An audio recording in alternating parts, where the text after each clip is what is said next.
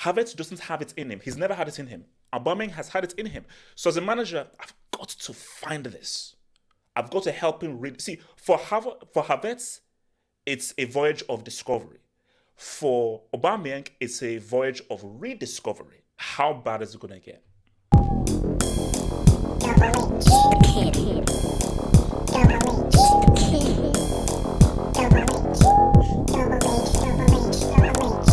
Can't blame him for this game. You can't blame him for this game. So, if you look at this game and your deduction is Potter to be sacked because of this game, then you don't understand football. So, what do I always say? A manager's job is done when his team creates chances. So, what a manager does is I've set a blueprint, I've given you a template for you to create chances. If you don't put away those chances, that's not my fault. Where my fault is that I have not created a tactical plan where we are able to create chances. The manager cannot be on the pitch, but the manager's job is I see the blueprints. I am the Geppetto, I'm the puppeteer.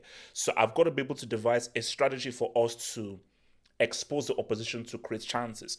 Now, the results of creating chances, that's down to me. Creating a tactical setup with 11 men to create chances is down to me. Putting away those chances is down to you. Not down to me, it's down to you. So, and when you look at it, Chelsea had enough chances to win this game, 100%. And you can see that Felix is a fantastic player. He's an incredible player, and you can see him along with Enzo are just on a whole different level from everyone else. Felix is horrible at finishing. Like, if you're a manager, I would say, Felix, you're going to spend extra hours in finishing right now. Because even if you're not a finisher and so forth, and that's not what you should be doing, at this level, you need to be a man of many styles. Because remember, we are living in, this is not 93, it's 2023. This is not even 03. In 03, okay, midfielder is here, thing is here. Right now, a midfielder has to do many different things. Look at a defender now. A defender is required to play out from the back, have good passing, and has to be good on the ball. A midfielder now, you actually need to have some goal scoring within you. I mean, look at guys like De Bruyne and so forth. So for Felix, it's not enough to be a really good dribbler, amazing balance, have great grace on the ball. You have to work on your finishing because, like, for me, I think all three should have scored. That's first one, there's no excuse. Strong foot in front of goal, there is no excuse. You have to put it away. And that was a horrible, bad miss. So, they did not put away their chances. So you can't blame Potter for that. You can't. It is what it is because he devised a plan good enough to create those chances. The chances were created and Chelsea have won 3-1. But you see, you've got to use your brain here and you've got to be very wise about this. And I always say that, you look at stuff on a micro level and on a macro level. In a micro level, within this game, it's not Potter's fault, it's the fault of the players not able to put away their chances when they should have. Potter put them in the position to win, and the players failed them. So the players are to blame for this game. That's on the micro level. Now, we look back and we expand, and we look at things on a macro level. What's the point of a squad? I always say that the point of a squad is on a rainy day. You know what they always say? Take an umbrella with you. But it's sunny. You never know.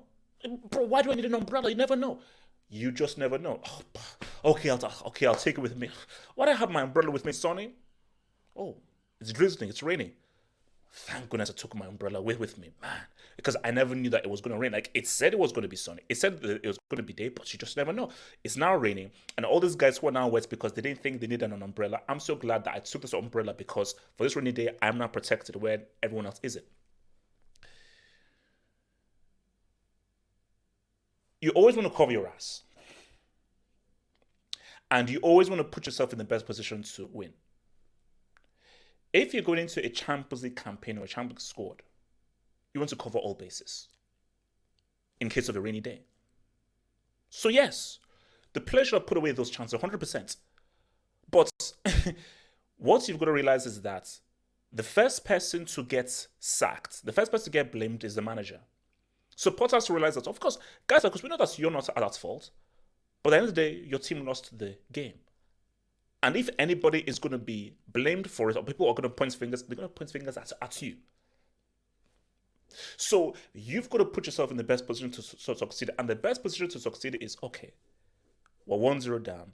These guys are missing chances. I need some goal scorers here. I need to go route one.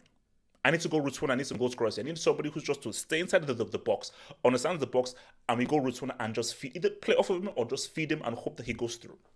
So, yes, in the modern day, a midfielder should be able to score goals. But there's something beautiful about old school. There is a beauty about old school. And the beauty about old school is it's never really ages. That old school can always come and save you. So as much as we're living in the modern era, so forth, old school does bring some fruitful and helpful advice in situations like this. So old school is, you're a specialist. A defender is a specialist in defending. A midfielder is a specialist in dribbling, passing. A goalkeeper is a specialist in saving goals. A striker is a specialist in scoring goals. Aubameyang has been trash. He's been crap. Like, he has been crap. He's been garbage. So it is what it is. So once Chelsea should have done is, I don't know where the hell you get Fofana from. Chelsea should have gone into the markets and get an actual good quality goal scorer striker. I understand Nkunku is coming this summer. No, we need one for now because Chelsea needs to be in a good position come this summer when Nkunku obviously comes. So Chelsea needed to go and get a proper striker. Fofana, an unknown quantity. All they have is Aubameyang. Okay, he's doing bad and so forth. But you know what? Thinking about a striker is this. Strikers go through bad spells. They go through bad spells. But once you have it, it's always there. The issue is, can you rediscover it? See, now, it's one thing when it's never there, and there's one thing where you could rediscover it. So you have Havertz. Havertz is not a goal scorer.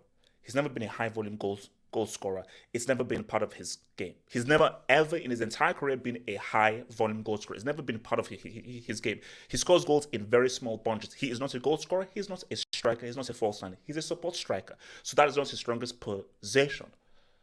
Aubameyang has been bad for Chelsea. So he's been crap. But once upon a time, he was one of the most clinical finishers in the world. He's one of the most clinical finishers in the world. So knowing that is, okay, as a manager, I know he has it in him. Havertz doesn't have it in him. He's never had it in him. Aubameyang has had it in him. So as a manager, I've got to find this. I've got to help him read. See, for Havertz, it's a voyage of discovery. For Aubameyang, it's a voyage of rediscovery. And for me, it is a lot easier to help someone rediscover something than to help someone discover something. Because for Aubameyang, it's there. I just need to help you find it, whether it's mental work, psychological work, motivation, specific training, tweaking your game, having one-to-one with you. But I know you have it there within you. Maybe it's a confidence thing, but I know you have it. So unless there is something that we don't know that's happening in the Chelsea hierarchy, something that is deep that we don't really understand, fair enough, okay. But if there isn't, you have to take Aubameyang with you. Because Aubameyang is your rainy day. Because you're 1-0 down, your guys are missing chances, nobody's putting away. Aubameyang, get us onto the pitch. Maybe you can get us a goal. Because what happens in these situations is a guy is ready to go barren for ages, horrible.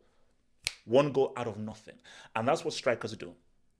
Really good strikers, they score out of nothing. And after they score out of nothing, boom, they're back in the game. You've always got to put your position. So my thing, because on a micro level, the players are to blame. On a macro level, Potter and the Bowley hierarchy are to blame. Because on the macro level, Potter, why didn't you take Aubameyang? Why didn't you take a striker? How are you going into a Champions League season with only Havertz as your main striker when you know that this guy is first of all, he's a garbage finisher, garbage goal scorer, and he's been playing badly. But also, it is for the Bowley hierarchy to where, why didn't you go into the market to actually get a much better striker in January, to come in January, knowing how bad Aubameyang has been? And Fofana ain't it. Fofana ain't a Aubameyang replacement. Nkunku comes in the summer. So both of those parties are to blame. The player acquisition party and Potter. Those are the two guys to blame on a macro level because that's Dortmund game. That was there to be won. That was there to be won. Because you've got to understand that when you need to get a goal, and the whole point of a goal scorer or so forth is they think differently. They think differently, and I've said this many, many times. Unless you're Pep Guardiola, peak Spain, or you've got Messi, you're not allowed to play false nine. Unless you're Pep, peak Spain, or you have Messi in your team, you play with a striker. Because to play with a false nine, you need a guy smart enough to play as false nine, smart enough and good enough to play false nine, which Havertz isn't. And you need midfielders with extremely high pass IQ, which Chelsea don't have. As good as Felix is, as good as Enzo is, they ain't Iniesta, they ain't David Silva, they ain't Xavi, they ain't Fabregas. Some of the greatest passes that the game has ever seen. They ain't those. So to execute that false nine thing, you need guys with supreme high pass IQ, and you need players or a player smart enough to play the false nine per position. It's a very difficult thing to execute, and you need to be a player of a high caliber. So look, man, with the whole Potter thing, man, look. I keep reiterating my points here, because I've been online and Potterats, it's getting vociferous now, and I see for Potter it is what it is. If someone's going to go, it's going to be you over the. Sorry, if the fans are going to blame someone, they're going to go for you before they go to the players. It is what it is. Now, some fans will be like, okay, no, but the fans at large. And it is just what it is. Because for me, I always say that, no, sometimes players have to take the blame. And for this game, the players take the blame. 100% the players. You let Potter down because he put you in a position to win and you failed him. So it is what it is. But Potter, that's just the name of the game. You've got to find a way to win. And you're going to put yourself in a way to win. Because if you continue to lose and draw, Bolly will give it time. The fans will hate you. And they'll start booing. Because, bro, it's getting brutal right now online. It's getting brutal, as in guys are just saying, this dude ain't it. So, Lord help us for that Southampton game. Lord help us for that Southampton game because Potter don't even dare try it. Don't you even dare try it with Southampton. Don't even dare. Because even if you beat Southampton, like the season is a wash. Because now it's about that second leg, So, but I just find it's fascinating that you would go into a Champions League because I think someone put out a tweet. Someone put out a tweet, and I hope this isn't true. Let me see. The tweet was Chelsea have a squad, and there are 4 keepers. I don't know whether it was either 3 or I don't know whether he said that Chelsea have a UCL squad that has either 3 keepers or 4 keepers, and I said that can't be right. So you surely can't tell me that you have a squad with 3 and 4 keepers without one traditional striker. Come on, bro. Come on. Come on, bro. That can't be right. That's honestly that can't be right. That can't be right. But as I say, we move. As I say, we move, man. We move. But shocking, absolutely, incredibly, amazingly shocking, man. As I say, amazingly shocking, man. But I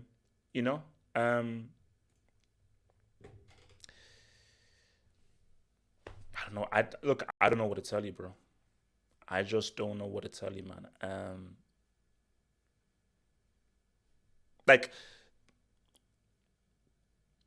how bad is it gonna get? That's all I want to know. Like, how? Because I'm truly fearful. Like, how bad is this season really gonna get? Is it gonna get? Is it really gonna get that bad? That is just what scares me. Is the season really not gonna get that bad?